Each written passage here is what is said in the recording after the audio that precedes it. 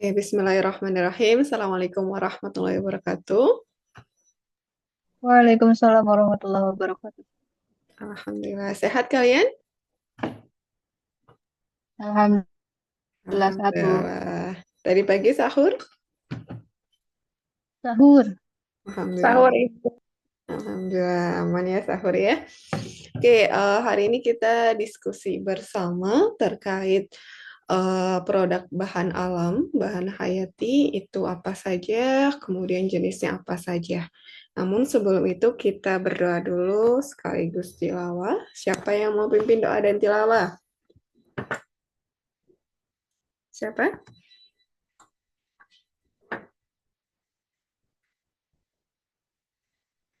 Siapa yang memimpin doa dan tilawah?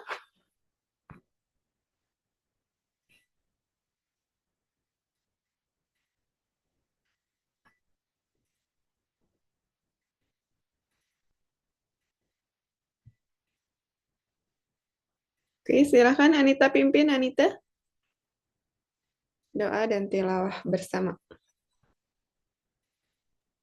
Baik, Ibu dan teman-teman, sebelum kita mulai pelajaran pada yang hari ini, alangkah baiknya kita berdoa bersama-sama dan membacakan surat Al-Insyirah. Berdoa dimulai.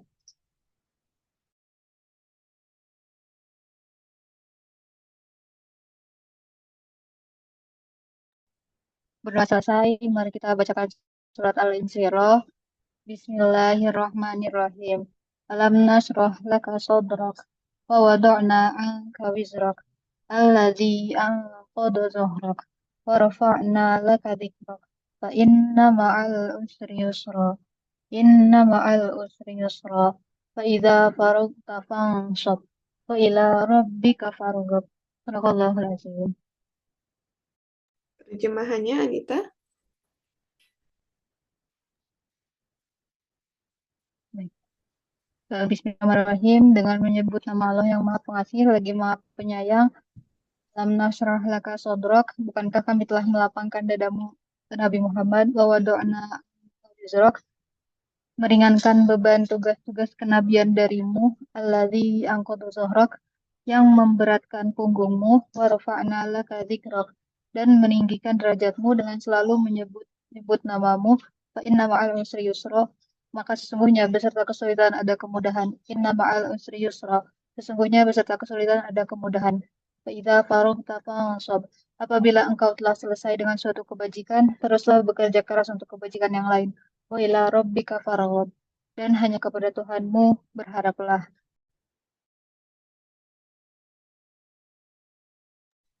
Oke, terima kasih Anita. Hmm,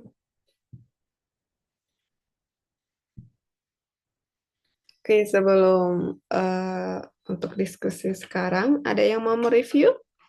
Pekan kemarin kita diskusinya apa? Ada yang masih ingat? Atau mau cerita? Pekan kemarin kita diskusinya apa saja? Ada?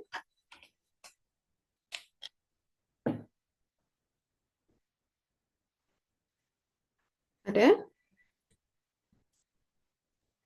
Hai Bu, Oke, silakan awal. Kemarin kita diskusi apa saja, Wal? oke jadi minggu kemarin itu membahas tentang pengenalan yang dimana bahan hayati. Terus teknik analisa bahan hayati ini tuh bukan cuma buat untuk menganalisis tumbuhan, tetapi juga bisa dari hewan. Terus metode yang sesuai teknik analisa bahan hayati ini tuh adalah metode yang sesuai standar untuk mendapatkan ekstrak.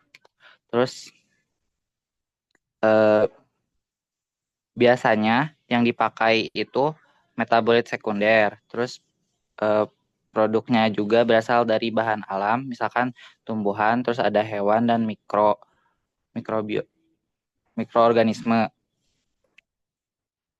Contohnya itu seperti eh, ingin mengambil ekstrak kurkumin dari kunyit.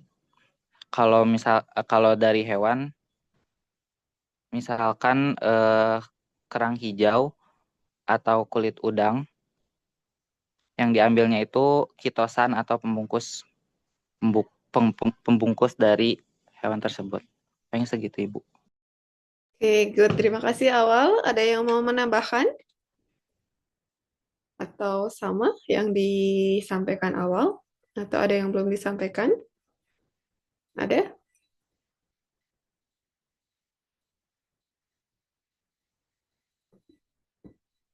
Oke. Oke. Untuk kalian sudah dibagi kelompok atau belum?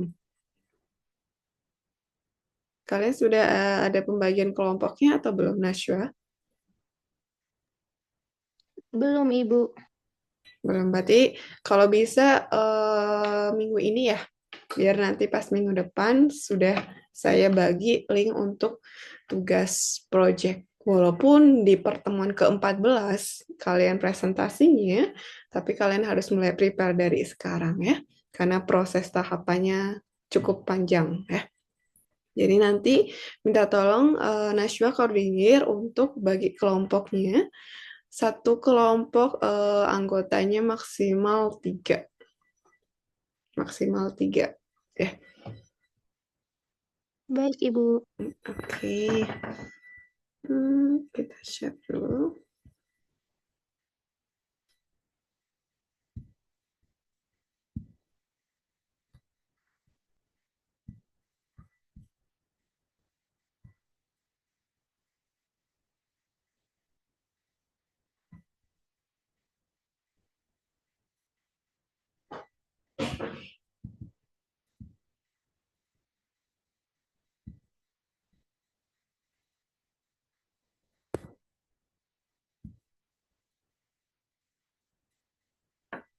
Kelihatan nggak? Kelihatan belum di screen kalian? Terlihat, Ibu. Terlihat ya? Oke, kita diskusi terkait produk alam itu apa saja, apa dan apa saja jenisnya. Tadi betul yang disampaikan awal, ketika kita belajar analisa bahan hayati, terutama teknik-tekniknya, itu yang jadi fokusnya nggak cuma tumbuhan, walaupun seringnya commonnya itu di biologi di sini itu adalah yang digunakan adalah tumbuhan. Namun di luar biologi, terutama di luar UNI itu banyak banget yang sudah mengkaji berbagai produk atau hasil alam yang mereka analisis dan mereka ambil dari bisa dari bisa dari hewan, nggak cuma dari tumbuhannya, bisa dari hewan ataupun dari mikroorganisme. Untuk hari ini kita diskusi bersama apa sih yang dinamakan dengan bahan alam. Mungkin kalian pernah dengar atau pernah baca atau pernah diskusi di mata kuliah yang lain, bahan alam tuh apa gitu ya. Ada yang mau cerita yang pernah kalian tahu bahan alam atau bahan hayati atau produk alam itu apa sih sebetulnya? Ada dari kalian? Apa sih produk alam atau produk hayati? Ada? Ibu, mungkin aku mau coba. Oke, gimana Alfi? Produk alam tuh yang pernah Alfi tahu sebelumnya itu apa, Vi? Ya kan kalau bahan alam tuh berarti kan bahannya tuh berasal dari makhluk hidup kayak misalnya tumbuhan, hewan, mikroorganisme. Terus contohnya tuh kayak kayu kan dari pohonnya langsung ya dari tumbuhan. Terus ada sutra juga. Sutra kan berasal dari ulat bulu kayak gitu. Terus ada minyak juga, madu juga kan itu dari hasil dari lebah kayak gitu Ibu. Oke, good. Oke, Alfi, terima kasih pendapatmu. Ada yang lain selain Alfi, produk alam atau hasil alam itu apa sih sebetulnya? Ada yang mau berpendapat selain Alfi? Oke, Ibu, saya mau coba. Oke, gimana Naufal? Pendapatmu? eh,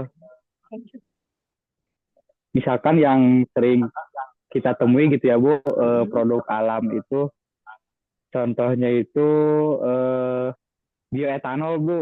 Mm-mm. Gimana? Karena kan bioetanol itu dari limbah limbah tebu ya Bu. Nah, limbah tebu ini kemudian difermentasikan, terus juga disaring, terus setelah disaring itu kan bioetanolnya belum bisa langsung diproduksi ya karena belum sempurna gitu. Maka harus ada dulu dimasukkan cairan, di blended gitu. Nah, terus udah gitu baru bisa diproduksi, bisa dipakai, misalkan sebagai bahan bakar gitu Bu. Oke, betul. Salah satu contoh dari produk alam tadi yang disampaikan Alfi ada madu ya. Kalau novel ceritanya adalah etanol. Etanol yang memang dia itu dihasilkan atau diproduksi dari hasil fermentasi. Fermentasi apa? Dari bahan organik. Misalnya apa bahan organiknya ya tadi yang Novel sampaikan contohnya dari tanaman tebu. Tapi yang lebih spesifik lagi dia adalah gulanya yang digunakan sebagai bahan utamanya.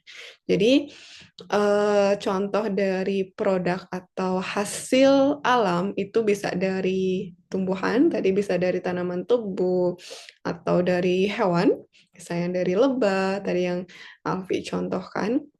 Betul. Dan memang secara alami itu dia termasuk senyawa yang ukurannya lebih kecil.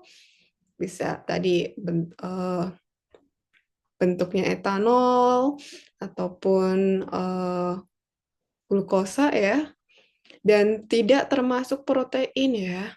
Protein, karbohidrat, asam lemak itu tidak termasuk di kajian yang kita bahas, terutama karena memang protein, karbohidrat, asam lemak itu dia lebih ke hasil metabolit primernya yang memang senyawa-senyawa tersebut itu esensial digunakan oleh organisme itu ya.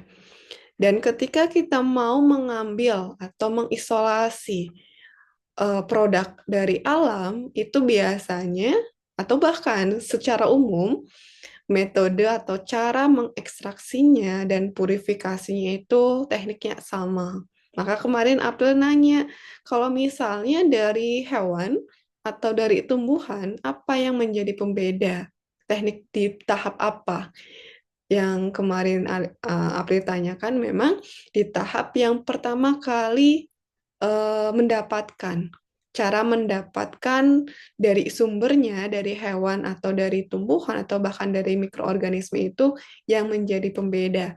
Setelah mendapatkan bahannya, tahap ekstraksi ataupun purifikasi itu secara umum tekniknya sama gitu.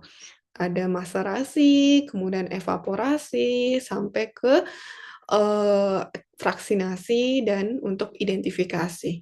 Jadi tahapan ekstraksi dan purifikasi secara umum baik dari sampel tumbuhan atau tanaman ataupun hewan atau mikroorganisme itu secara umum tekniknya sama untuk menggunakan senyawa yang akan diisolasi. Biasanya dengan alat ya, karena nanti akan kalian sering dengar beberapa alat yang digunakan, karena namanya teknik pasti menggunakan alat bantu. Misalnya ada thin layer kromatografi, di mana itu kayak kromatografi tapi lapisnya tipis, atau kromatografi yang kolom. Itu biasanya ketika kita akan menggunakan untuk tujuan fraksinasi, untuk mendapatkan senyawa murninya. Nanti menggunakan alatnya bisa kromatografi kolom. Atau HPLC yang dengan tekanan yang tinggi, itu juga bisa. Atau GCMS, gas kromatografi.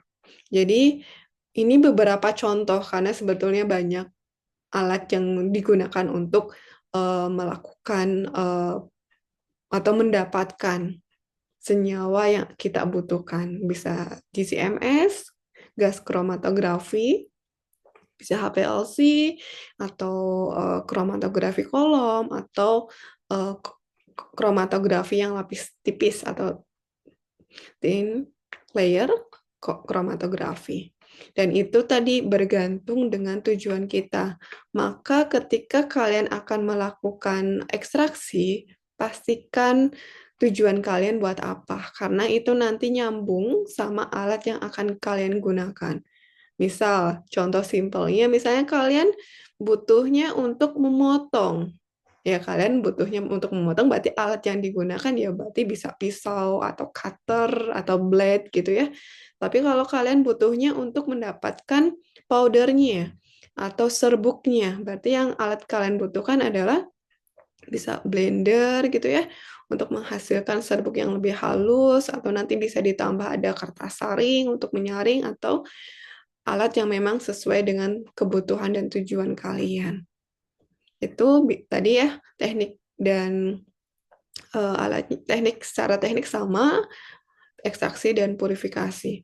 Atau ketika kalian mau mendeterminasi secara struktur dari hasil senyawa atau produk dari alam, itu juga kalian bisa gunakan beberapa tools atau alat. Bisa NMR, itu adalah nuklear yang molecular resonance. Jadi untuk mengukur resonansi dari struktur nukleatnya gitu. Atau misalnya dengan spektrofotometer itu juga bisa, atau infrared spektrofotometri yang berbasis sinar inframerah, atau X-ray atau UV. Ini tadi alatnya itu akan menyesuaikan dengan kebutuhan yang akan kita butuhkan. Maka penting sekali sebelum kita melakukan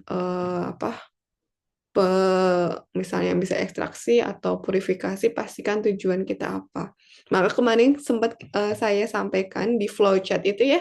Jadi pertama pastikan yang kalian akan lakukan itu memang kalian ada interest di situ.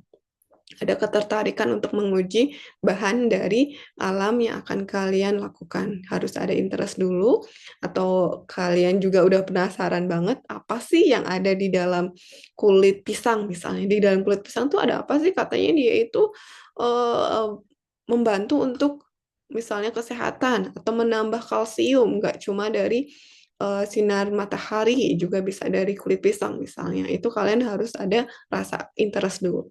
Ketika kalian sudah tertarik, kemudian kalian juga penasaran, kalian juga harus melalui tahap untuk melakukan preparasi, persiapan untuk melakukan determinasi.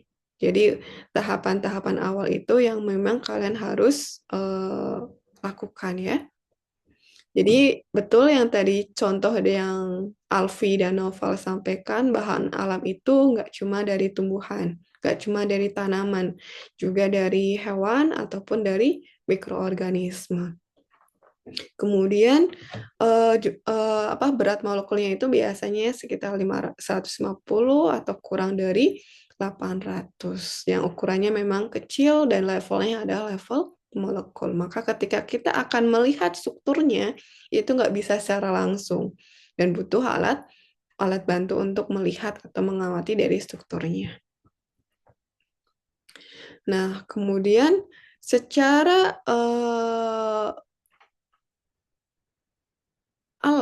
secara alami, jadi komponen dari produk alam itu memang spesifik ya, spesifik dari strukturnya dan fungsinya.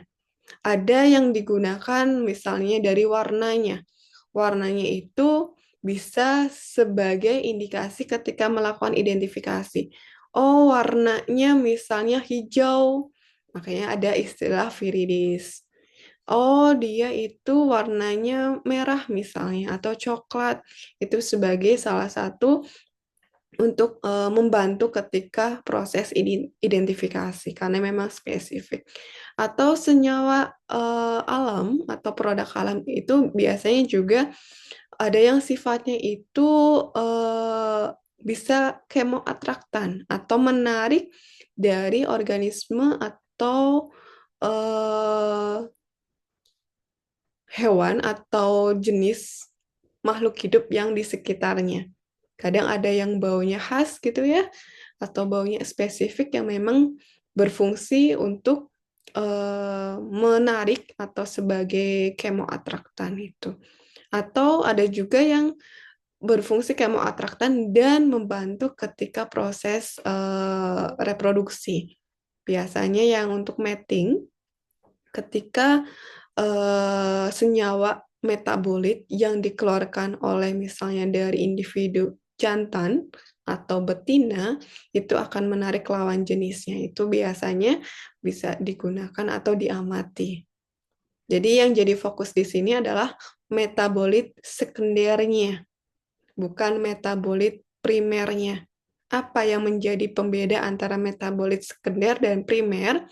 Yang pertama adalah kalau metabolit primer itu adalah hasil dari metabolisme di tubuh suatu organisme dan itu esensial. Dan itu memang pasti digunakan, misalnya protein, atau misalnya karbohidrat, atau misalnya tadi jenis-jenis asam nukleat itu kan sangat-sangat esensial untuk suatu organisme. Tapi kalau metabolit sekunder itu adalah hasil sampingan yang mungkin ada yang digunakan untuk organisme itu, tapi jumlahnya sedikit, atau dilepas di alam, atau dibuang begitu di luar, atau diekskresikan oleh organisme itu. Walaupun dia di alam itu dia digunakan bermanfaat. Makanya nanti jangan kalian sampai bingung ketika kalian akan mengisolasi, itu yang kalian jadi fokusnya adalah metabolit sekundernya. Karena memang kalau metabolit primernya itu pasti akan digunakan oleh sel itu untuk melakukan metabolismenya, ya. Nah, kemudian biasanya untuk metabolit sekunder itu kan bersifatnya biasanya sebagian besar adalah biokimia ya, yang memang secara alami diproduksi oleh organisme itu, yang sebagian digunakan atau sebagian juga dilepas di alam atau dilepas dari tubuhnya. Dan itu biasanya ada yang menggunakan, bukan biasanya lagi sih, sebagian besar dan sekarang memang untuk pemanfaatannya berbagai bidang. Bisa dalam bidang farmasi, karena memang senyawa tersebut itu memberikan efek farmakologis. Bisa untuk menghambat ataupun menstimulus. Atau yang digunakan sebagai pangan alternatif atau pangan fungsional. Misalnya protein atau jenis protein itu kan dia sifatnya metabolit primer.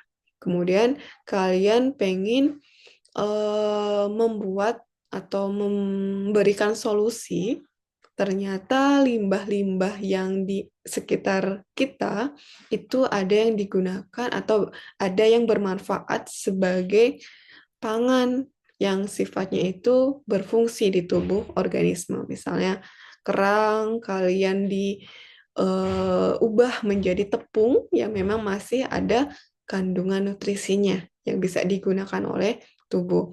Atau limbah misalnya limbah buah-buahan atau limbah dari tanaman misalnya padi atau jagung ternyata memang masih bisa digunakan sebagai pangan fungsional. Sehingga itu untuk membantu, mungkin kalian sering dengar sekarang ada SDGs ya, Sustainable Development Goals, yang memang tujuannya, harapannya itu alam tetap ramah, tetap bagus kondisinya, dan apapun yang dilakukan oleh manusia itu tidak menghasilkan limbah sampai nol. Jadi zero waste ya, jadi nggak ada limbah yang dihasilkan lagi ketika memproduksi tertentu. Oke, kemudian ada juga yang dimanfaatkan metabolit dari organisme ini, terutama metabolit sekunder, itu ada yang digunakan sebagai medis dalam dunia kesehatan yang sifatnya herbal. Namun sekarang mah nggak cuma herbal dari tumbuhan, juga dari organisme hewan juga ada yang dimanfaatkan sebagai medis. Misalnya, ternyata misalnya alkaloid yang dihasilkan dari daun, misalnya daun Curculio latifolia, itu bisa digunakan sebagai anti kanker misalnya. Atau misalnya sama-sama senyawanya alkaloid, tapi dihasilkan dari ulat, misalnya ulat Jerman atau ulat Hong Kong, itu juga bisa digunakan sebagai anti-inflamasi ketika diaplikasikan ke organisme misalnya mamalia. Ternyata memang itu digunakan sebagai obat. Jadi obatnya itu nggak cuma dari herbal, juga bisa juga obat yang berasal dari hewan. Atau ada juga yang dimanfaatkan di lingkungan ketika di pertanian misalnya. Mungkin pernah kalian dengar ada pengendali hayati atau ada mungkin kajian pengendalian hayati. Pengendalian suatu misalnya dari tanaman mungkin, tapi berasal dari organisme hidup. Misalnya tadi ada yang sifatnya itu ketika ada satu tanaman yang ditanam, kemudian di sampingnya juga ada jenis yang lain, dia itu sifatnya bisa menghambat ataupun menstimulus. Pernah kalian dengar ya ada satu senyawa yang diproduksi oleh tanaman yang sifatnya itu adalah alelopati, bisa menghambat pertumbuhan dari organisme lain. Atau sifatnya itu dia ketika ditaruh atau ditanam, dia itu sifatnya membunuh dari jenis serangga atau anti pestisida secara alami. Mungkin pernah kalian dengar atau mungkin di rumah kalian ada yang nanam tanaman anti nyamuk gitu ya, atau jenisnya kayak lavender atau jenis tanaman yang lain yang memang dia bisa menghasilkan senyawa yang sifatnya itu dia menghambat atau bahkan membunuh serangga, sehingga akan jumlah yang di sekitar di lingkungannya itu menjadi berkurang gitu. Jadi senyawa yang dihasilkan oleh organisme, terutama senyawa metabolitnya itu pemanfaatannya banyak. Atau juga ini sekarang mungkin kalian pernah ngambil atau pernah dengar ada etnobotani. Ada juga etnozoologi sebetulnya. Ada etnobotani, juga etnozoologi. Tadi kajian-kajian yang memanfaatkan baik jenis tanaman, jenis tumbuhan, juga jenis hewan yang digunakan bisa untuk pangan, kesehatan, ataupun papan atau tempat tinggal mereka. Suatu komunitas atau society masyarakat tertentu itu biasanya memanfaatkan itu. Itu bisa kajiannya di etnobotani atau juga etnozoologi. Atau ada juga yang memanfaatkannya untuk konservasi bidang ekologi, untuk melihat sebetulnya ketika senyawa A itu memang spesifik di tumbuhan A atau ada juga di tumbuhan yang lain. Sebagai catatan secara library-nya itu dia diversitasnya seperti apa. Misalnya kemarin yang disampaikan oleh Naila, kurkumin itu apakah hanya ditemukan di jenis kunyit atau jenis tanaman yang lain ya? Oh, ternyata memang spesifik di jenis kunyit-kunyitan. Makanya dia nama senyawanya kurkumin. Gitu. Atau ada juga yang memanfaatkan senyawa tersebut itu sebagai kajian unik dalam bidang genetika untuk mengklasifikasikan, mengkategorikan apakah senyawa tersebut itu diregulasi secara genetiknya seperti apa, kapan harus di-on-kan, kapan harus dirilis metabolis sekunder tadi, kapan harus di-off, tidak diproduksi. itu biasanya juga ada yang mengkaji secara genetiknya, kapan harus on, kapan harus di off-kan metabolit tersebut. Dan yang terakhir sekarang itu, mungkin dari sekitar 5 tahun ke belakang, itu kajian metabolomik itu memang masih jadi trennya ketika ada suatu tanaman atau hewan itu dikaji secara metabolimiknya seperti apa, yang nanti outputnya dia akan digunakan sebagai pangan alternatif. Jadi secara metabolimiknya bagaimana, nutrisinya seperti apa, apakah dia bisa digunakan sebagai pangan alternatif atau tidak. Jadi dari sekian banyak ini adalah salah beberapa aplikatif dari senyawa-senyawa metabolit atau produk alam yang diproduksi oleh suatu organisme hidup, baik tumbuhan, hewan, ataupun mikroorganisme. Nah, ini tadi bisa untuk mengkaji diversitas keragaman suatu organisme biologi, atau mengekspresikan gimana sih secara genomiknya dia sifatnya bisa menghambat metabolit tertentu dari suatu patogen kah, sehingga bisa digunakan sebagai kandidat obat, atau dia bisa menstimulus sehingga dia bisa digunakan sebagai pangannya. Atau pernah kalian dengar nggak sekarang itu sel kanker, kalau dulu kan kanker sel yang pertumbuhannya itu tanpa batas sampai bersifat anomali, itu kan mungkin kalian pernah dengar ada yang sifatnya itu dihambat dengan obat ataupun dengan suatu senyawa tertentu. Sekarang itu sel kanker ada, mungkin pernah kalian baca artikelnya yang dari Jepang, ilmuwan Jepang itu sekarang sudah bisa membuat sel yang tadinya sifatnya kanker yang terus-terus tumbuh di dalam suatu organisme itu di-reverse menjadi sel normal lagi. Itu salah satu kajiannya dengan pendekatan kajian secara genomik. Jadi dari beberapa penelitian memang itu bisa dinormalkan lagi. Yang awalnya normal jadi sel abnormal sehingga dia dikenal sebagai sel kanker. Kemudian secara genomiknya dia diubah sehingga dia menjadi normal lagi. Itu bisa bantuan dari pendekatan secara genomik. Atau pemanfaatan dari produk secara alami itu tadi untuk melihat aktivitas biologinya seperti apa.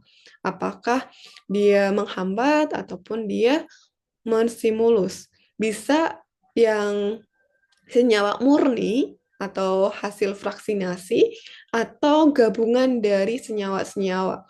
Kadang ada beberapa senyawa yang ketika digabungkan dia lebih efektif fungsinya. Tapi ada juga jenis senyawa yang ketika sendirian satu senyawa murni itu lebih efektif. Maka ketika kalian akan melakukan fraksinasi itu nggak semuanya harus dilakukan. Ada yang memang tujuannya untuk melihat gimana gabungan dari beberapa senyawa metabolit itu ketika diujikan ke suatu sel atau jaringan, dia lebih berperan efektif dibandingkan ketika dia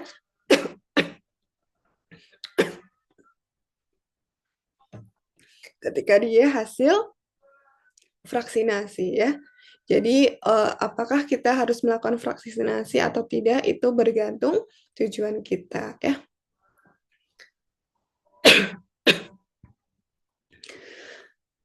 Kemudian yang berikutnya juga tadi produk alam itu juga bisa digunakan, bisa untuk pertanian, untuk pangan, untuk kesehatan, ataupun skala industri. Ada industri parfum atau industri minyak tertentu, itu biasanya udah skalanya bukan skala lab lagi, sekarang skalanya industri. Atau ada juga yang dia itu sebagai riset. Jadi beberapa institusi atau lembaga itu biasanya melakukan screening atau pemilahan beberapa jenis senyawa dari hasil atau produk alam itu untuk melihat gimana secara genetikanya, apakah dia bisa diproduksi di organisme A ketika diinsersikan, digabungkan, atau dia bisa dimodifikasi sehingga muncul beberapa jenis misalnya tanaman unggul sehingga hasil produknya itu menjadi lebih bagus misalnya dengan bantuan pendekatan bioteknologi atau secara mungkin kalau pemanfaatannya untuk kesehatan secara sains dari farmakologinya itu seperti apa. Jadi memang produk alam itu sangat-sangat bermanfaat dan pemanfaatannya sangat-sangat bervariasi beragam. Jadi nanti tinggal kalian pilih, kalian itu tertariknya di bidang apa? Kesehatan kah? Industri kah? Atau misalnya pertanian kah? Atau ke makanan. Jadi nanti kalian sesuaikan dengan apa yang menjadi ketertarikan kalian ketika mengkaji atau ingin melakukan teknik bagaimana menganalisis suatu produk alam ya. Ini beberapa contoh. Ini ada yang produk alam atau produk alami yang digunakan misalnya untuk obat. Ada juga yang digunakan untuk parfum. Ini mungkin kalian pernah atau sering atau bahkan ada yang menggunakan parfum dari channel ya, yaitu memang harganya mahal. Itu yang memang salah satu tahapannya dia ngambil atau berasal dari jenis aldehid ya. Ya memang ada yang baunya macam-macam, ada yang dari bunga mawar, bunga melati, itu salah satu pendekatannya dengan teknik analisa dengan bahan hayati ya. Itu ada yang obat, ada yang untuk parfum, atau ada juga yang untuk ini, misalnya ini herbal, tapi ini daun teh, atau mungkin bisa, atau pernah kalian memproduksi itu ya teh bukan dari teh, misalnya dari daun rosella mungkin, atau dari jenis tertentu, itu ya salah satunya aplikatif pemanfaatan dari produk alam. Atau ada juga yang memanfaatkan dari produk dari hewan yang dimanfaatkan sebagai jenis obat atau farmasi atau bidang farmasi tertentu ya. Misalnya ini dari kelompok krustase yang dimanfaatkan untuk atau sebagai obat. Atau mungkin pernah kalian dengar apa namanya? Racun atau bisa yang dikeluarkan oleh ular atau jenis reptil itu ada yang memanfaatkan sebagai obat juga. Jadi yang tadinya racun, dia ubah menjadi obat sehingga bermanfaat untuk kehidupan manusia. Itu juga salah satu contoh metabolit sekunder dari organisme, contohnya reptil.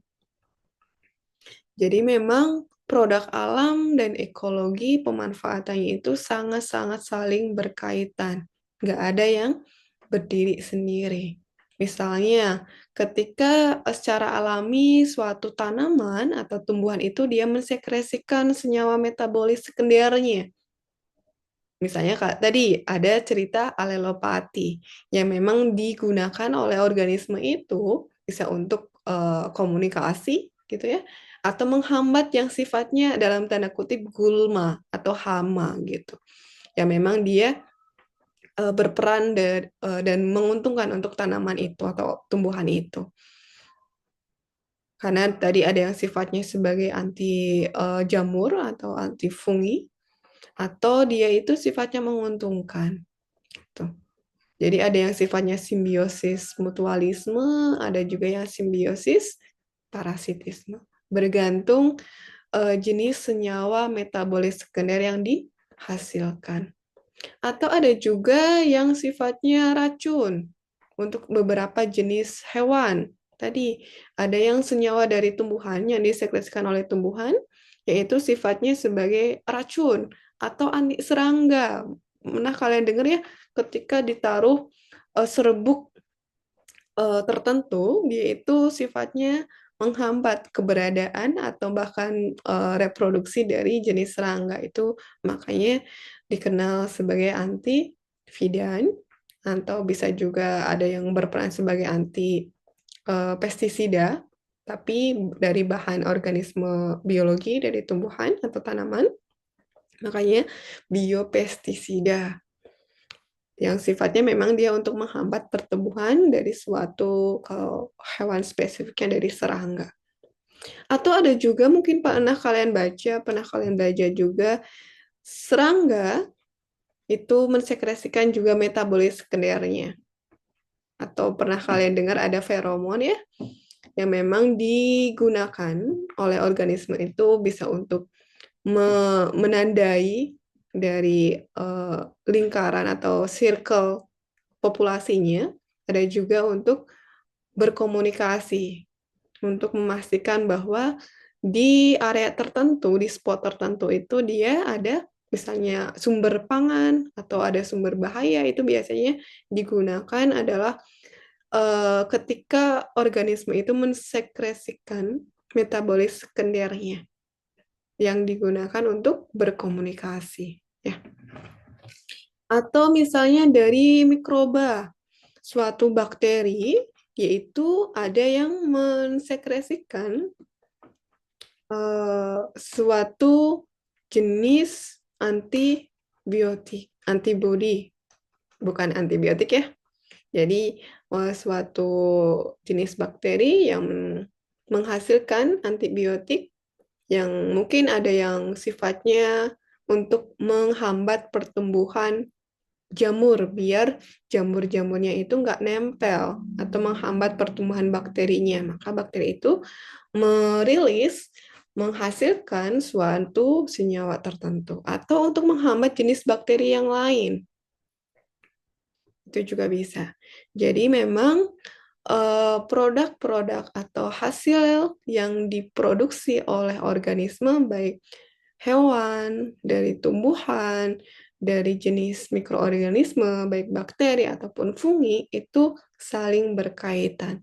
Maka ketika pemanfaatan itu juga harus mempertimbangkan bagaimana secara ekologinya. Apakah dia membantu keseimbangan di dalam ekosistem atau dia akan mengurangi atau menghambat atau bahkan mengubah dari siklus di ekosistem. Jadi ketika kita sudah tahu, kita sudah bisa mengisolasi suatu senyawa metabolis sekunder dan kita akan memanfaatkan metabolis sekunder, kita harus mempertimbangkan bagaimana kondisi secara ekosistem, secara ekologinya ramah atau bahkan merugikan. Ketika merugikan, jangan digunakan. Ketika masih aman di dalam ekosistemnya, dalam lingkungannya, itu berarti bisa digunakan ya.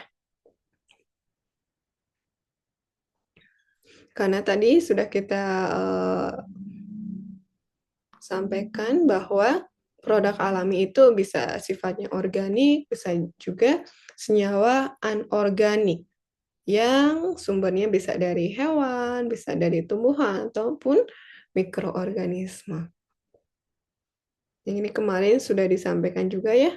Jadi jangan sampai bingung dan jangan sampai lupa lagi bahwa produk alam itu senyawa organik ataupun senyawa anorganik yang berasal dari organisme hidup, baik tumbuhan, tanaman, hewan, ataupun mikroorganisme. Yang pada prakteknya itu memang lebih spesifik, yaitu metabolit sekundernya. Metabolit sekunder yang diproduksi oleh suatu organisme. Karena kalau metabolit primer pasti langsung digunakan di tubuh organisme itu sendiri. Jadi nggak ada sisa. Misalnya dia mensintesis protein ya, berarti untuk bisa pertumbuhan, perkembangan, atau reproduksi. Tapi kalau dia merilis alkaloid atau flavonoid atau steroid, dia bisa jadi butuhnya sedikit dan lebih banyaknya dirilis atau dilepas secara alam, secara bebas gitu ya. Ini contohnya tadi ada alkaloid, ada flavonoid, atau eikosanoid misalnya atau hampir mirip dengan estrogen yang secara mimikrinya atau hampir sama karakternya, atau antibiotik tadi yang disekresikan atau diproduksi oleh jenis bakteri, misalnya erythromycin, penisilin, itu memang contoh-contoh dari metabolit sekunder, dan itu memang ada di tubuh organisme hidup, bisa mikroba, tanaman, tumbuhan, ataupun hewan. Jadi sekali lagi, bedakan dan harus kalian paham mana yang termasuk metabolit primer, mana yang termasuk metabolit sekunder. Ya. Dan semua organisme hidup itu pasti memproduksi kedua jenis metabolit primer dan metabolit sekunder. Hanya pemanfaatannya berbeda. Kalau primer pasti sangat esensial. Tapi kalau sekunder itu bisa jadi dia hanya sampingan. Atau dia hanya dibutuhkan sedikit, sisanya akan dibuang. Gitu. Ya ini, jadi klasifikasi dari jenis produk alam, secara alami, itu ada dua. Ada metabolit primer, ada metabolit sekunder. Metabolit primer itu semua organisme pasti menghasilkan. Contohnya ada karbohidrat, asam amino, protein, asam nukleat, lipid itu pasti mensintesis, memproduksi ya. Karena itu dibutuhkan sekali atau sangat penting dari kehidupan suatu organisme itu. Dan yang kedua adalah metabolit sekunder. Metabolit sekunder itu mungkin hanya ada pada beberapa organisme tertentu. Untuk satu atau beberapa senyawa tertentu, itu nggak semuanya itu punya. Misalnya, apakah semua organisme punya alkaloid? Belum tentu. Ataukah semua organisme itu pasti mensekresikan antibiotik? Belum tentu juga. Tadi ya. Mungkin karakternya sama-sama dia menghambat, tapi dia jenis strukturnya dia senyawanya berbeda. Maka metabolit sekunder itu terjadi hanya beberapa organisme tertentu dan dia sifatnya sampingan, hasil sampingan atau hasil metabolit sampingan yang bisa jadi dibutuhkan oleh tubuh organisme itu bisa jadi akan dibuang ya. Ini contoh dari bahan alam atau produk alam, itu contohnya ada yang sifatnya sekunder ya, secondary metabolit itu ada terpenoid, steroid, asam lemak, alkaloid, kemudian polipeptida yang sifatnya non-ribosomal ataupun kofaktor enzim. Ini kita bahas satu persatu. Yang pertama ada senyawa terpenoid atau steroid. Jadi biasanya ini senyawa yang memang esensial. Ini jenis minyak ya, yang biasanya digunakan dan ini turunan dari isopren. Jadi ketika kalian belajar teknik analisa bahan hayati, itu akan kalian dengar istilah-istilah biokimia ya. Jadi bahasan atau catatan atau pelajaran ketika kalian ngambil biokimia bisa dicek lagi ya. Karena memang nanti kita akan bisa belajar strukturnya seperti apa, secara karakteristiknya bagaimana ya. Yang pertama senyawa metabolit sekunder dari jenis terpenoid dan steroid. Ini adalah senyawa yang esensial, minyak esensial yang biasanya bisa digunakan. Ini bisa berasal dari tanaman yang dia itu sifatnya volatil. C10 yang komponennya dari senyawa C10 dan C15. Makanya dikenal sebagai terpenoid karena ada komponen C10 dan C15 yang sifatnya itu dia volatil, mudah menguap ya. Dan kelompok dari terpenoid dan steroid ini biasanya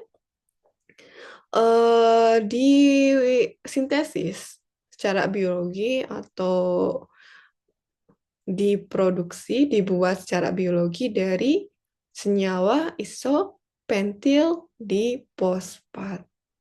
Jadi sebagian besar hampir sekitar 35.000 itu disintesis secara biologi itu dari isopentil difosfat. Jadi kalau kita mau isolasi terpenoid ya berarti kita ambil dari struktur dari isopentil difosfat. Itu. Kemudian untuk terpenoid biasanya dia lebih bervariasi. Biasanya dia apa namanya? Strukturnya itu lebih bervariasi dibandingkan dengan steroid. Kalau steroid itu dia modifikasi dari terpenoid dan seringnya atau biasanya ada ikatan tetrasiklik, karbon tetrasiklik. Beda dengan terpenoid gitu. Tadi kalau terpenoid itu sebagian besar diproduksi dari jenis tanaman. Kemudian ada alkaloid. Alkaloid itu seperti terpenoid, tapi mereka itu komponennya biasanya lebih banyak dan ukurannya biasanya lebih besar. Ketika kalau tadi terpenoid, dia kan disintesis secara biologi atau biosintesisnya itu dari isopentil difosfat. Tapi kalau alkaloid itu disintesis dari asam amino. Itu jadi alkaloid itu hasil sampingan dari metabolisme yang berasal dari asam amino. Kalau asam amino alami kan dia sifatnya akan digunakan oleh metabolisme tubuh organisme itu. Tapi alkaloid itu biasanya hasil sampingan, ya, hasil samping dari asam amino. Kemudian ada asam lemak.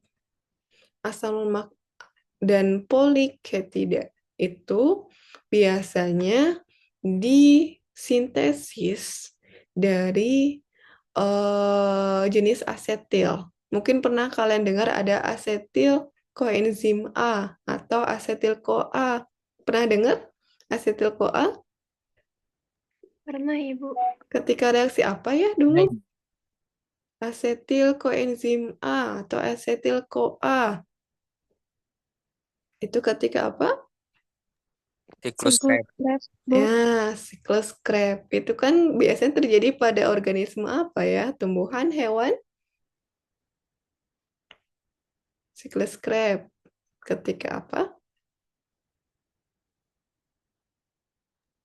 Hewan. Hewan. Ibu.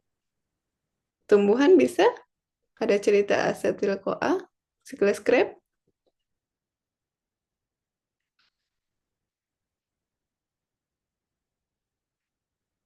Ya, ketika proses ada cerita ini ya, pas siklus Krebs itu ada senyawa asetil koenzim A.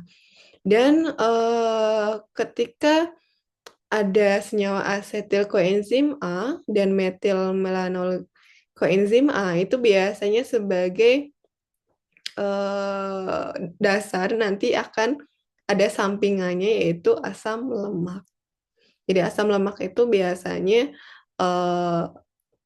kalau misalnya pada organisme hewan, terutama yang betina atau yang perempuan atau laki-laki itu estrogennya pasti kan lebih banyak. Walaupun organisme betina atau yang perempuan itu punya androgen, hormon androgen. Dan secara alami asam lemak itu biasanya turunan dari jenis estrogen. Yang secara umum itu biasanya dia diproduksi sampingan, berarti diproduksinya dalam jumlah sedikit. Beda kalau misalnya tadi protein atau misalnya asam amino, dia kan diproduksi, disintesis secara primer, esensi dari organisme itu. Kalau asam lemak itu dia sampingan atau jumlahnya dalam bentuk yang sedikit. Kemudian ada juga metabolis sekunder yang kategorinya adalah polipeptida tapi yang non-ribosomal, artinya dihasilkan bukan di ribosomnya. Ketika ada kata ribosom, ada organel ribosom, biasanya ada cerita, ya ada RNA, DNA gitu ya. Tapi kalau ribosom spesifiknya adalah ketika kalian ada istilah atau tahapan atau proses pembentukan atau transkripsi RNA. Contoh dari metabolis sekunder yang kategorinya adalah polipeptida non-ribosomal itu adalah contohnya penisilin. Penisilin yang tadi adalah salah satu contoh senyawa metabolis sekunder yang dihasilkan oleh bakteri atau jenis mikroorganisme. Ya, ini contohnya karena memang dia diproduksi atau disintesis itu secara sampingan ya, tapi dia penting atau digunakan. Kemudian yang berikutnya adalah kofaktor enzim kofaktor. Yaitu ada yang mengkategorikan itu dia bukan, karena dia dibutuhkan oleh tubuh. Ada juga tidak, ada juga yang iya bahwa dia metabolis sekunder karena dia sampingan saja, karena bukan enzimnya tapi kofaktornya yang di spesifiknya. Itu ya. Kemudian ini contoh dari beberapa produk alam atau hasil alam yang dimanfaatkan dalam dunia kesehatan. Misalnya ada jenis atropin, jenis alkaloid yang memang dia ditemukan pada organisme Atropa belladonna. Atau kokain, jenis alkaloid.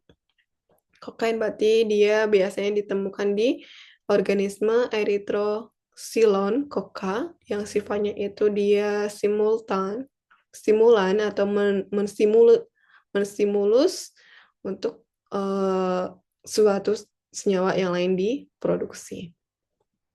Atau mungkin kalian pernah dengar ada kafein ya. Kafein itu dia metabolis sekunder.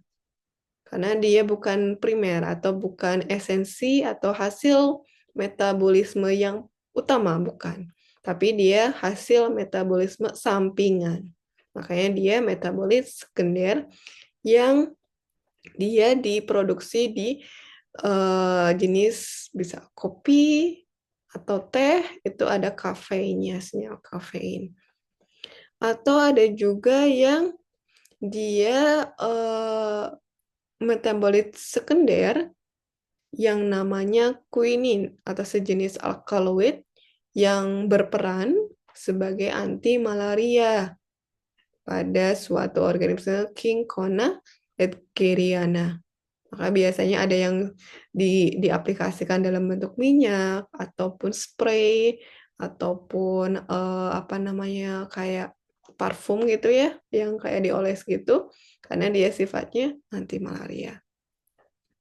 Atau ada juga jenis bahan alam, produk dari alam yang namanya itu digoxin, yang sifatnya dia glycoside steroid. Biasanya dimanfaatkan atau digunakan sebagai obat jantung untuk membantu kerja dari jantung. Biasanya ada kandungan senyawa alam. Maka ketika kalian nanti mungkin kalian akan lebih melekat ketika misalnya kalian beli produk tertentu, entah parfum, entah makanan, entah misalnya minuman, ataupun misalnya obat. Kalian bisa cek di bagian komposisinya, ada apa saja. Apakah dia memang berasal dari bahan alam atau diproduksi secara kimiawi gitu. Kalau itu adalah obat, biasanya obat herbal itu biasanya komponen utama adalah bahan alam. Atau minuman herbal itu juga. Nanti kalian bisa cek ya ketika kalian membeli produk tertentu, bisa makanan, minuman, ataupun misalnya tadi obat-obatan, kalian bisa cek di komposisinya ada apa saja ya. Kalau ini gambaran secara umum ketika kalian akan mengisolasi bahan alam. Jadi yang pertama siapkan bahannya. Bisa dari tanaman, hewan. Makanya kemarin April nanya, caranya gimana menyiapkan itu akan berbeda. Ada yang caranya dipotong-potong, ada yang caranya langsung bisa di-blend, atau ada juga yang dia harus misalnya ditaruh di temperatur suhu tertentu dulu, misalnya didinginkan dulu atau misalnya dipanaskan dulu sampai dia dapetin material yang dibutuhkan. Kemudian nanti setelah didapatkan dalam bentuk serbuk ya itu akan mudah. Kemudian kalian lakukan, kalau yang mudah itu yang sederhana banget, yang common, yang sering dilakukan oleh misalnya penelitian skala mahasiswa gitu ya, itu biasanya dimaserasi atau direndam. Direndam sebelum melakukan tahap evaporasi. Direndam. Atau juga ada yang juga karena dia punya atau di lab itu punya alatnya namanya Sochlet, itu dia dari bahannya, dari powdernya, dia langsung diekstraksi dengan metode Sochlet. Metode Sochlet ini dia butuh pelarut, butuh solvent. Solventnya beragam.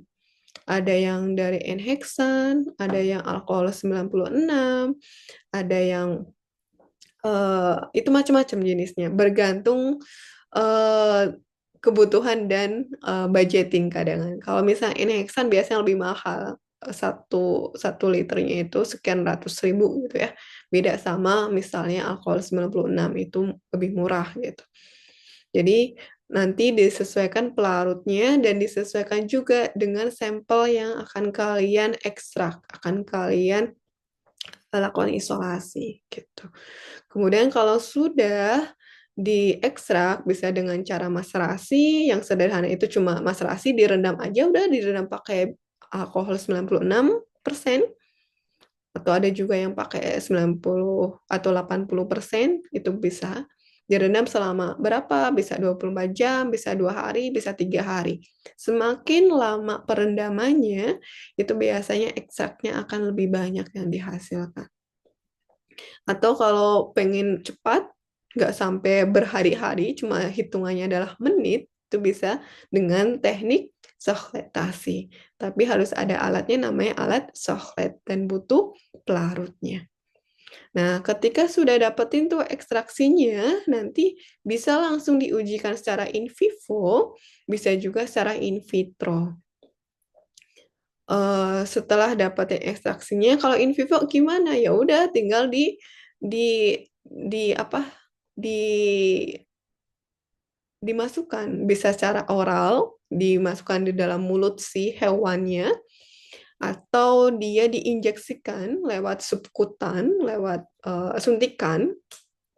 Kalau secara in vivo, lalu dia dilihat efeknya seperti apa ketika sudah diinjeksikan hasil ekstraksi yang sudah kalian dapatkan.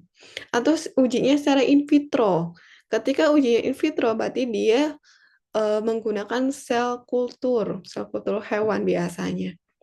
Dan itu memang butuhnya sedikit karena kan dia in vitro. Kalau in vivo dia butuh organismenya banyak. Kalau secara in vitro berarti dia diujikannya ke sel kultur, biasanya sel kultur hewan. Itu kemudian diamati bagaimana efeknya baik secara in vitro ataupun in vivo. Nanti apakah ekstrak yang kalian injeksikan itu dia efektif atau tidak? Dia sifatnya aktif atau seperti apa? Itu nanti dilihat dari hasil pengujiannya gitu. Ini sama tadi misalnya ini kalau ini masih sampelnya adalah tanaman tadi disiapkan kemudian dimaserasi. Kemudian nanti hasil maserasinya bisa dievaporasi untuk menghilangkan solvennya, pelarutnya, biar murni yang kalian dapatkan adalah ekstraknya, lalu diujikan. Bisa secara in vivo ataupun in vitro. Nanti dicek selnya, kalau sel in vitro, apakah dia sifatnya efektif atau tidak, itu bisa dicek menggunakan alat tadi, ada bisa kromatografi yang kromatografi kolom bisa, atau bisa juga langsung hasil uji dari sel-sel kultur yang kalian tambahkan dengan ekstrak kalian baca viabilitasnya seperti apa. Biasanya dengan alat ELISA reader. ELISA readernya bukan ELISA reader yang ada beberapa jenis ELISA soalnya. ELISA readernya memang untuk microplate yang untuk membaca hasil dari sampel yang sudah kalian ujikan. Untuk melihat potensinya dia apakah dia aktif ataukah dia kurang aktif dari senyawa yang sudah kalian dapatkan. Nah, ini biasanya kalau kalian ingin melakukan dengan tujuan apakah senyawa ekstrak yang saya mau dapatkan itu berperan atau punya potensi untuk obat atau tidak. Yang nantinya harapan kalian mungkin saya pengen punya produk obat yang memang secara alam, yang ramah lingkungan, dan itu sifatnya efektif. Nah, tadi berarti kalian harus mengekstrak dulu, kemudian hasil ekstraknya kalian ujikan. Bisa in vivo, bisa in vitro. Kemudian nanti kalian dapatkan hasilnya apakah efektif atau tidak.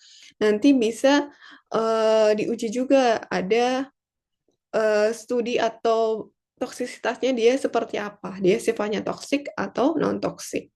Kemudian ada pengujian klinis. Kalau uji klinis udah aman atau dia sifatnya efektif, dia bisa diaplikasikan biasanya sebelum ke manusia ada probandus hewan dulu yang dekat dengan manusia. Kalau hasilnya efektif dan bagus, baru ke sampelnya atau respondennya adalah manusia. Sebelum di-approve bahwa ekstrak yang kalian dapatkan itu dia bisa diaplikasikan dalam dunia medis. Kalau sudah di-approve, disetujui baik secara etikanya, kemudian efektivitasnya, itu baru akan diproduksi dalam skala industri yang nantinya akan bisa edarkan di masyarakat. Jadi memang ketika kita akan membuat suatu obat tertentu, itu tahapannya juga lumayan banyak. Nah, nanti yang jadi proyek kalian karena cuma 1 semester, kemudian waktunya juga terbatas, minimal kalian sampai bisa mengekstrak. Bisa dapatin ekstraknya itu udah alhamdulillah sekali. Kemudian kalian bisa mengidentifikasi jenis ekstrak kalian itu ada apa saja senyawanya.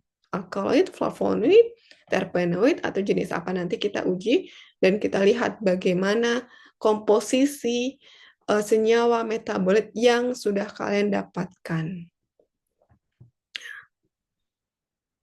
Nah, ini nanti bisa diidentifikasi dan diseleksi tergantung tujuan kalian. Oke, sampai di sini dulu. Ada yang mau ditanyakan? Mungkin? Ibu Nurul izin bertanya. Boleh. Gimana, Nurul? Nurul masih kurang paham Ibu kalau misalkan nanti kita udah dapat ekstraknya tuh, terus nanti kita menguji mengidentifikasi gitu bahwa di senyawa itu mengandung apa saja. Nah, Mm-mm. cara mengidentifikasinya itu gimana Bu? Misalkan dia punya kandungan lebih dari 3 gitu. Cara Oke, kita tahunya gimana? Mm-mm, oke, gitu, Bu. oke, bagus pertanyaan Nurul. Misalnya kita udah dapat nih, udah dapatin misalnya sumbernya, oh saya mah kelompoknya Nurul misalnya dari akar, akar misalnya akar tanaman, misalnya akar tanaman mawar misalnya. Kemudian sudah diekstraksi ya, sudah dapat. Kemudian cara mengujinya gimana? Nah, nanti ada uji yang kuantitatif, ada uji kualitatif. Ya, yang simpelnya itu adalah uji kualitatif. Nanti insya Allah akan saya siapkan beberapa reagen-reagennya yang memang nanti bisa kalian gunakan. Ketika misalnya kalian mau menguji apakah benar dia, nanti ada beberapa reagen A, B, C, ada nanti banyak banget, bervariasi, nanti ada lebih dari 3. Nanti diuji secara kualitatif, apakah dia positif ada alkaloidnya, positif ada saponinnya, positif ada flavonoidnya. Ada atau tidak itu nanti diuji secara kualitatif. Nanti ada tekniknya. Nanti dulu pas kalian belajar biokimia pernah uji ekstrak tertentu, flavonoid, metabolit sekunder dari suatu bahan alam? Pernah nggak kalian dulu pas belajar biokimia? Belum, Oh, belum Ibu. Kalau ekstrak itu paling dari langsung senyawanya gitu Ibu. Kayak telur, kayak gitu-gitunya. Kalau di oh, ekstrak itu belum. oke. Oh, berarti pas angkatan kalian belum ya? Ya, jadi nanti belajar belajar cara mengujinya apakah ekstrak kalian itu positif mengandung alkaloid, positif mengandung flavonoid, positif mengandung jenis yang lain, nanti ada beberapa caranya. Itu ujinya secara kualitatif.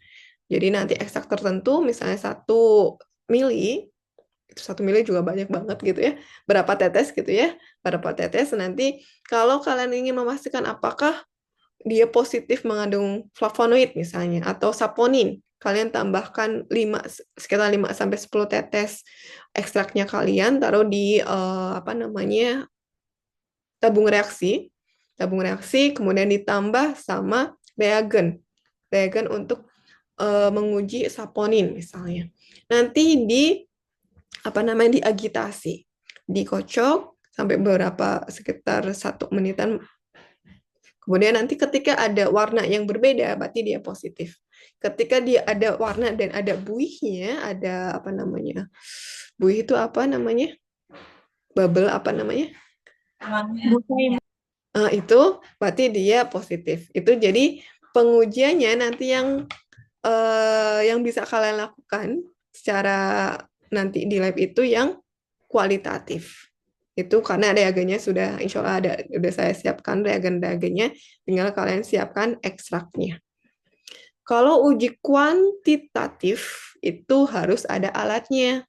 Biasanya dengan tadi alatnya bisa GCMS. Apa namanya? Gas kromatografi. Dan GCMS di lab kita itu kebetulan sedang tidak berfungsi dengan bagus, maka nanti kita belajarnya di tempat lain. Nah, minimal secara konsep kalian tahu bagaimana cara mengujinya. Jadi ketika mengujinya itu bisa kuantitatif, bisa kualitatif. Ketika kualitatif itu dengan beberapa tambahan reagen. Kalau ini berarti positif, berarti plus. Plusnya kalau banyak itu bisa plusnya 3. Kalau misalnya dia ada sih warnanya berubah, tapi kok agak buram atau nggak jelas, itu bisa plusnya cuma 1. Ada tapi sedikit. Itu berdasarkan warna atau perubahan ketika sudah kalian tambahkan reagen tertentu. Itu uji kualitatif. Tapi kalau uji kuantitatif untuk mendapatkan berapa sih range-nya, angkanya ada berapa persen, itu biasanya dengan bantuan alat tertentu. Tadi bisa GCMS atau HPLC atau PLC itu. Dan tadi yang saya sampaikan kalau untuk uji kuantitatif di kita belum ada, jadi kita nanti belajarnya di tempat lain. Nanti kita sepakati bersama mau belajar di Kimia Farma, mau belajar di Unpad atau di UTB gitu. Begitu Nurul ke gambar ketika mengujinya. Ke gambar, Ibu. Terima kasih, Ibu. Ya, sama-sama. Kalian kalau boleh tahu, kalian free-nya itu hari apa yang nggak ada belajarnya? Biar nanti saya bisa komunikasikan ke kalian free-nya hari apa yang nggak ada mata kuliah atau jam belajar? Hari Selasa kayaknya Bu nggak ada kita. Nggak ada. Semuanya nggak ada? Gimana teman-teman takutnya dari kalian ada? Biar nanti, insya Allah setelah Idul Fitri saya fixkan kita mau belajar di mana gitu. Jadi karena biasanya ada persuratan izin dan lain sebagainya, jadi harus saya prepare jauh-jauh hari gitu. Izin Ibu, kalau hari Selasa tuh tadi kebetulan Bu Bioselmol itu Ibu tuh mengajukan buat ke hari Selasa kalau misalnya nanti ada rapat kayak gitu. Jadi kita juga gimana ini nanti. Gimana maksudnya? Maksudnya kalian kalau hari Selasa ada rapat? Enggak, jadi hari Selasa teh kebetulan kan Bioselmol tuh harusnya hari Kamis Ibu. Mm-mm. Kan Ibu Ayu tuh hari Kamisnya nggak bisa di minggu pertama, jadi Mm-mm. dipindahin ke hari Selasa. Jadi tergantung nanti kayak gimana Oh, Ibunya, kayak gitu. oke.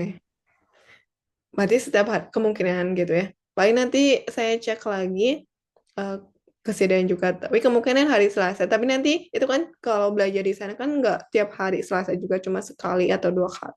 Paling sekali aja gitu kunjungan. Tapi kalau mau praktik berarti bisa dua kali.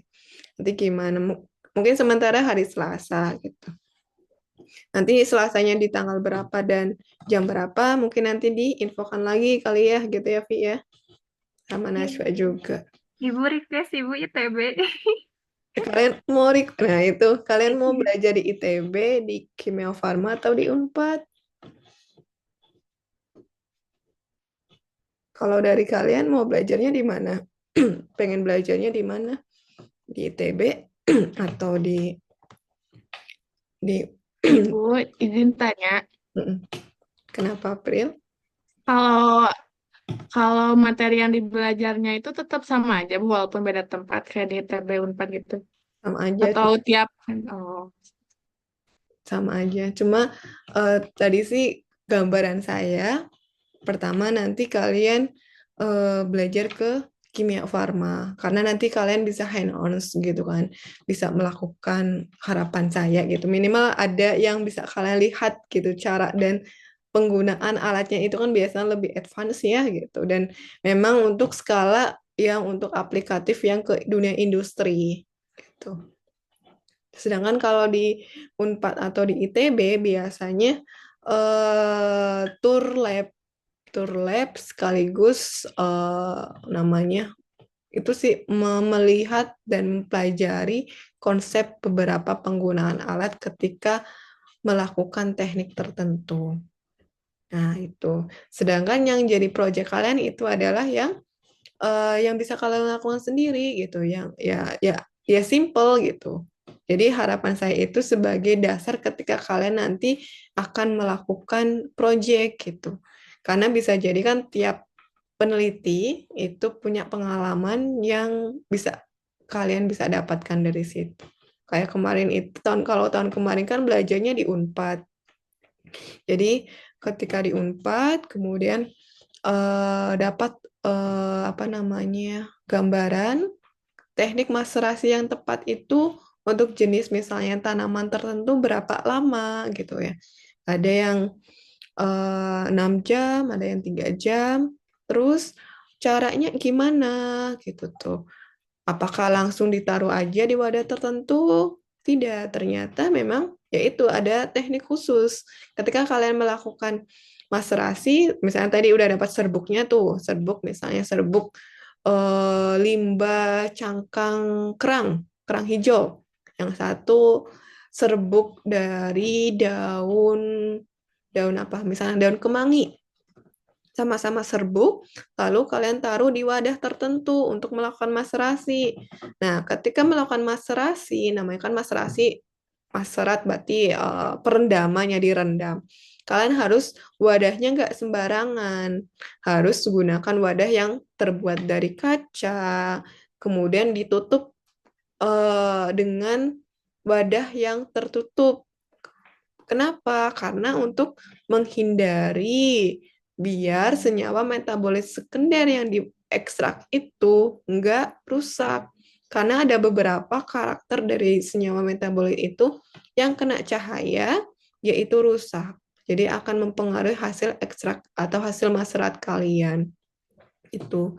Kemudian nyimpennya berapa lama itu juga beda-beda. Ada yang 1 hari sudah banyak maseratnya, ekstraksinya, ada yang butuh 2-3 hari gitu. Dan pelarutnya itu juga beda-beda.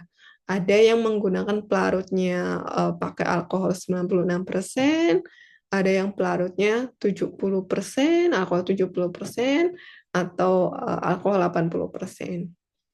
Nah, itu. Jadi nanti kalian ketika untuk tugas di CPMK ketiga itu proyek kalian itu adalah bisa kalian pengen menguji tertentu.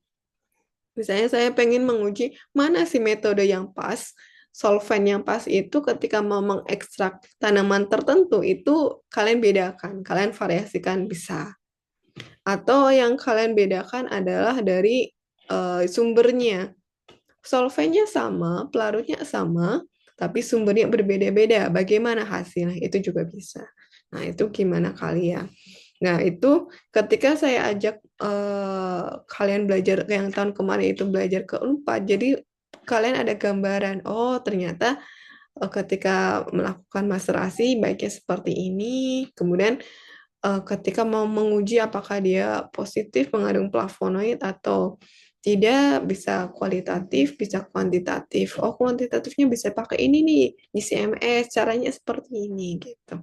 Minimal walaupun sementara kalian belum menggunakan GCMS misalnya, minimal kalian tahu konsep penggunaannya. Gitu. Nah, itu nanti saya coba pertimbangkan kira-kira kalian mau saya ajak belajar kemana gitu ya. Tadi kalau siapa Alfi apa siapa tadi itu requestnya ke ITB ya. Nanti saya lihat. Kalau yang lainnya pengen belajarnya kalau kimia farma insya Allah saya usahakan gitu. Karena itu penting buat kalian, satu untuk belajar, yang kedua untuk barangkali koneksi kalian ketika tugas akhir ataupun nanti ketika bekerja gitu. Karena levelnya udah industri. Kalau ke UNIF itu yang kedua, bisa ke Unpad atau ke ITB. Nah itu. Gitu, siapa namanya? April? Atau tadi Nurul ya? Ada yang mau kalian tanyakan lagi? Ibu mau nanya, tapi mungkin agak luar topik ya. Gimana? Kalau misalnya senjata biologi itu kan kadang suka yang menggunakan kayak mikroba ataupun organisme lain. Nah, menurut Ibu sendiri gitu, apakah bisa gitu dari tadi misalnya metabolisme sekunder itu ya Bu, bisa dijadikan senjata biologi? Soalnya kan dari tadi itu kebanyakan manfaatnya ya Ibu ya. Nah, Betul. gitu. Makasih Bu. Sama-sama. Oke, terima kasih Syifa pertanyaanmu. Ya, ini tadi memang sebagian besar saya jelaskannya lebih ke yang menguntungkan gitu ya, yang menguntungkan untuk kesejahteraan manusia gitu ya. Karena memang kita harus menjaga keberlangsungan ekosistem ya. Nah, kalau yang merugikan gimana? Kadang ada manusia atau kadang semakin penasaran manusia, semakin mengubah secara alaminya ya, atau bahasanya itu secara sunatullahnya, ingin menciptakan senjata berbasis organisme hidup. Bisa nggak dari sini? Ya bisa banget gitu. Misalnya tadi, makanya tadi di awal itu ada pendekatannya secara bioteknologi.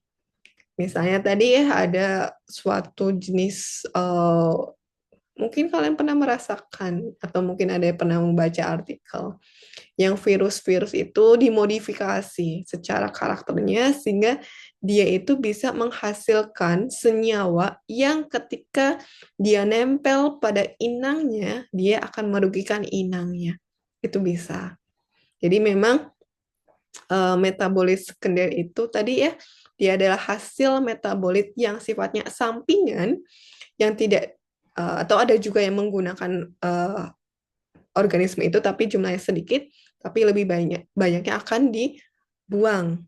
Nah, buangnya kemana? Bisa ke lingkungan. Kalau dia lingkungannya ada nempel pada inangnya atau host space-nya, ya itu bisa merugikan. Itu. Jadi, ketika pemanfaatannya untuk merugikan kesejahteraan organisme lain atau makhluk hidup lain, itu bisa banget gitu. Tadi dengan ada istilahnya tuh senjata biologi ya. Senjata biologi itu yang secara genetiknya sudah dimodifikasi dengan bantuan teknologi sehingga dia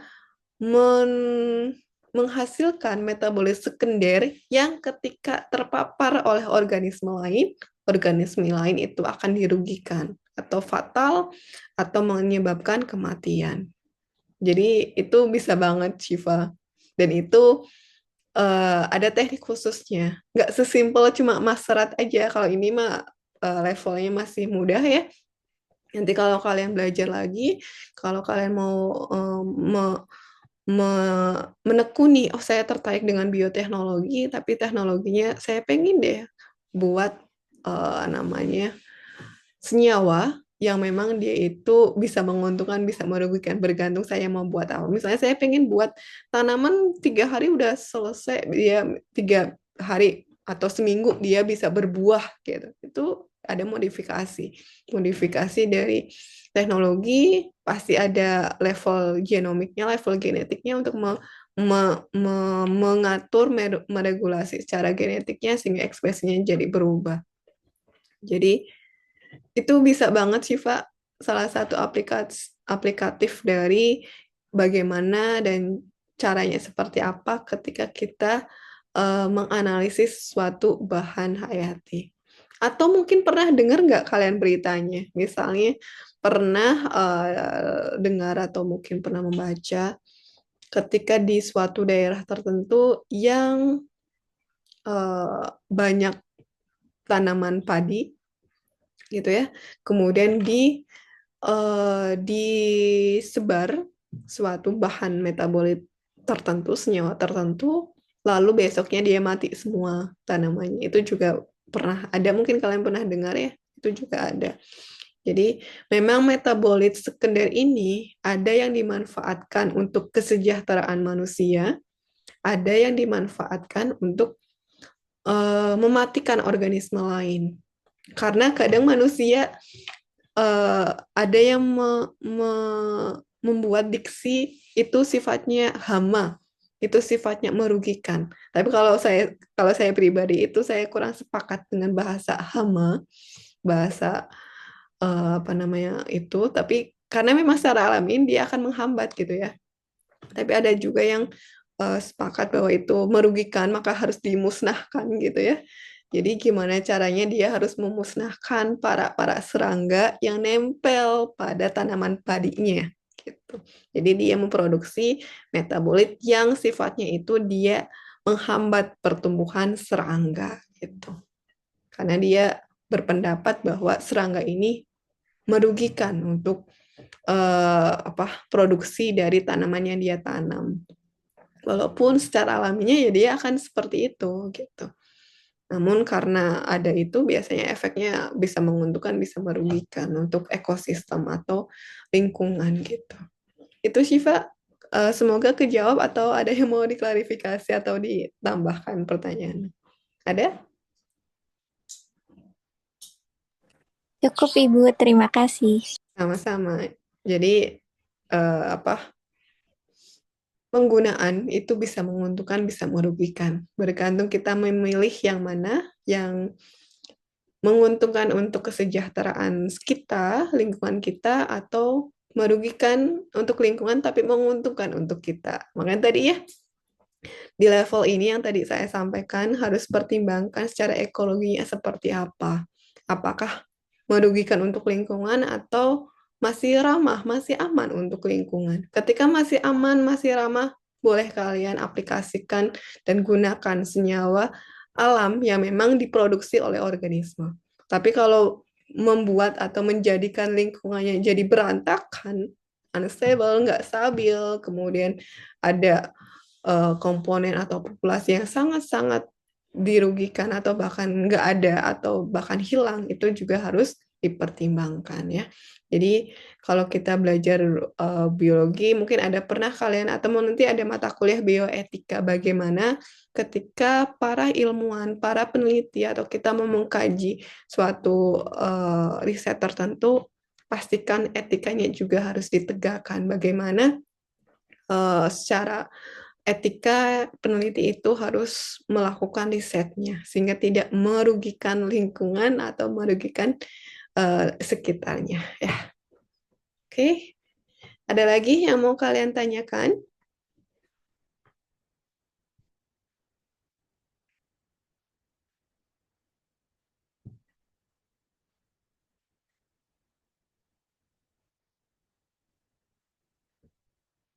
Ada?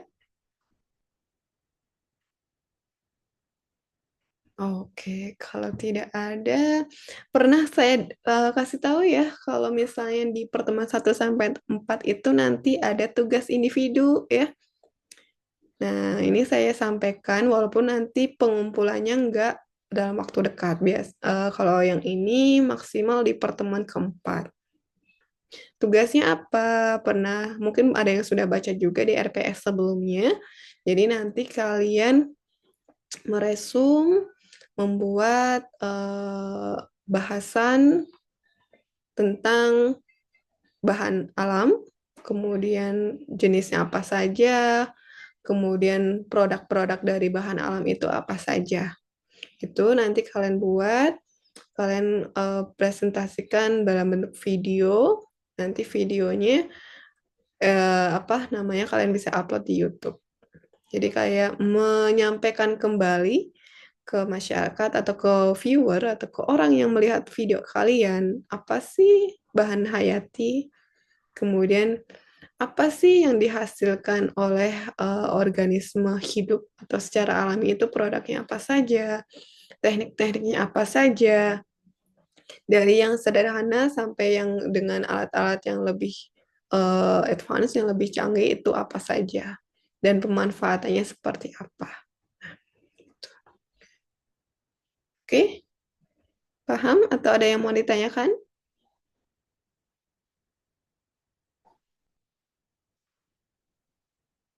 Paham Ibu, tapi Paham, Ibu. pengumpulannya tuh, maaf Ibu tadi aku kurang dengar tadi pengumpulannya itu kapan ya Bu? Pengumpulannya 1 minggu. Kalian mulai mudik nggak sih? Kalian mudiknya kapan? Minggu hari apa? Minggu hari apa? Minggu tanggal berapa? Kalian mudiknya kapan? Aku hari Sabtu Tanggal minggu berapa? ini. Tanggal berapa? Tanggal bentar ya.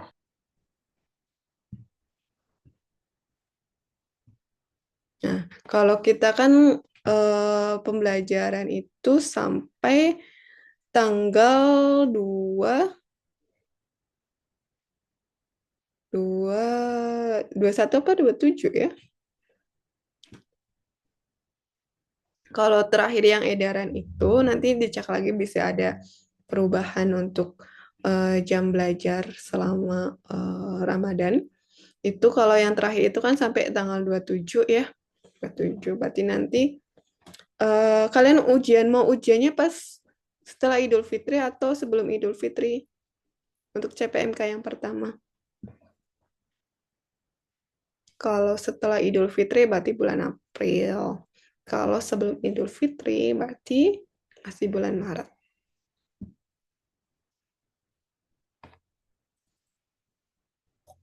Kalian mau ujiannya setelah Idul Fitri atau sebelum Idul Fitri? Kalau aku pribadi Bu, enaknya setelah Idul Fitri Bu. Ya sudah. Oke, berarti untuk ujian CPMK kayaknya hampir semuanya sepakat ujiannya setelah Idul Fitri biar nggak pusing gitu ya. Padahal mah aman sih untuk yang ini mah.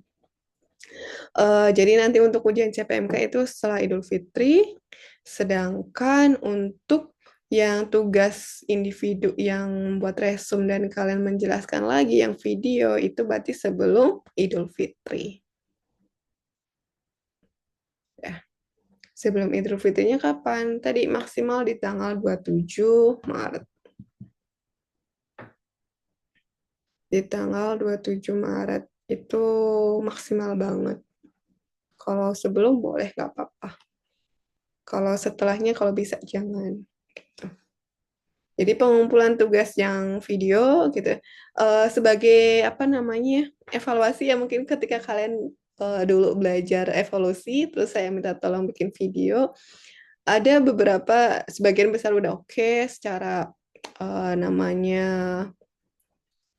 presentasinya hampir semuanya sih ketika menyampaikan udah oke gitu ya udah bagus udah komunikatif tapi ada beberapa bahkan lumayan ya ketika kalian menggabungkan antara animasi kemudian back song atau misalnya ada lirik atau lagu itu kadang ketutup sama penyampaian kalian jadi sebetulnya tujuannya pengen biar nggak boring kali ya biar nggak jenuh atau yang denger itu nggak bosan kalian ada musik-musiknya tapi ternyata musiknya itu malah mengganggu bahkan membuat penyampaian kalian tadi kurang komunikatif. Jadi nanti ketika kalian buat video pembelajaran terkait resume tadi, terkait bahan hayati, prinsipnya apa saja, jenisnya apa saja, produk-produk yang dihasilkan apa, aplikatifnya itu untuk apa saja, itu tadi kalau bisa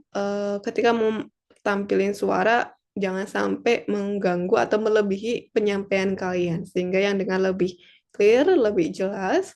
Kemudian ketika kalian menggunakan animasi-animasi, kalau bisa yang apa ya, yang lebih halus gitu. Kalau sekarang kan udah ini ya udah pakai Canva gitu, pakai yang mudah pakai Canva itu kan biasanya sudah ada template yang sesuai gitu, biar nanti akan lebih jelas dan lebih memudahkan yang mendengar atau yang melihat penyampaian kalian itu lebih paham gitu. Boleh kalian buat PPT dulu, boleh kalian buat langsung animasi dulu, boleh kalian langsung menyampaikan di papan tulis yang kalian punya di rumah, itu boleh. Yang penting gimana cara kalian menyampaikan dengan bahasa yang mudah, bahasa yang jelas, sehingga penyampaian kalian bisa dipahami. Ya, itu sih kalau saya boleh mengevaluasi hasil salah satu tugas kalian ketika belajar dengan saya di mata kuliah evolusi. Karena tugasnya mirip, cuma bahasanya berbeda. Itu. Jadi pengumpulannya tadi ya untuk yang video itu sebelum Idul Fitri di maksimal 27 Maret. Sedangkan nanti insya Allah di bulan April kalian ujian CPMK yang pertama. Oke, gitu. Ada yang mau ditanyakan?